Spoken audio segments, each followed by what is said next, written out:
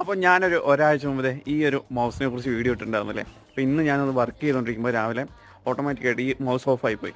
അതായത് ഇതിൻ്റെ switches work ചെയ്യും, പക്ഷേ ഇതിൻ്റെ ആ മൂവ്മെൻറ്റ് വർക്ക് ആവുന്നില്ല. പിന്നെ എന്തായാലും ഒരു സാധനം കേടായ നമ്മൾ എന്തായാലും ഒന്ന് അയച്ചു നോക്കുമല്ലോ. ഞാനൊന്ന് അയച്ചു നോക്കി, സ്ക്രൂ ഡ്രൈവർ വെച്ച് അതിൻ്റെ മേലത്തെ കേസിങ് അയച്ചു നോക്കി, അതിൻ്റെ ഉള്ളിൽ സർക്യൂട്ട് നോക്കി. ഒറ്റ നേരത്തിൽ കുഴപ്പമൊന്നുമില്ല. LED-ൻ്റെ ആ ലെഗിൽ മാത്രം കുറച്ച് തുരുമ്പുണ്ടായിരുന്നു, പോസിറ്റീവ് ലെഗിൽ കുറച്ച് തുരുമ്പുണ്ടായിരുന്നു.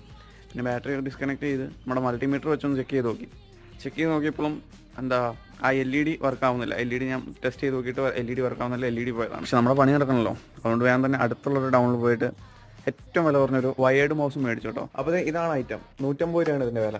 ആ കടയിലുണ്ടായിരുന്ന ഏറ്റവും വില കുറഞ്ഞ മൗസാണ് കേട്ടോ ഇത്.